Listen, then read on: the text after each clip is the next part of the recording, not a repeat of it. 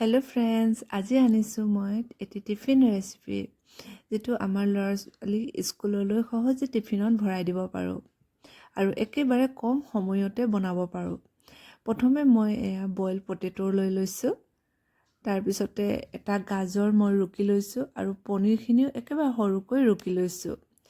আৰু যিহেতু আমাৰ ল'ৰা ছোৱালীয়ে পিঁয়াজ নাখায়, পিঁয়াজটোতো সিহঁতক দৰকাৰী দিবতো লাগিবই, মই পিঁয়াজটো একেবাৰে সৰুকৈ মিহিকৈ ৰুকি লৈছোঁ। এই সকলোখিনি সামগ্ৰী মই মিক্স কৰি ল'ম আৰু টেষ্টৰ বাবে অকণমান নিমখ দিম। জলকীয়াটো নিজৰ চইচ, দিবও পাৰে নিদিবও পাৰে। গোটেইখিনি মই মিক্স কৰি ল'ম।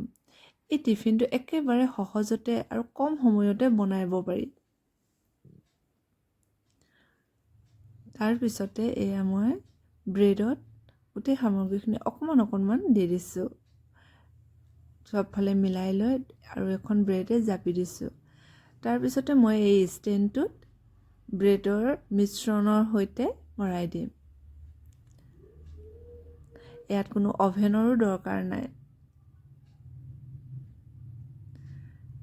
গেছতে মই দেখিছে নহয় কেনেকৈ বনাইছোঁ। 5 মিনিটতে হৈ উঠিব। কম খৰচ, একেবাৰে কম খৰচ আৰু কম সময়তে।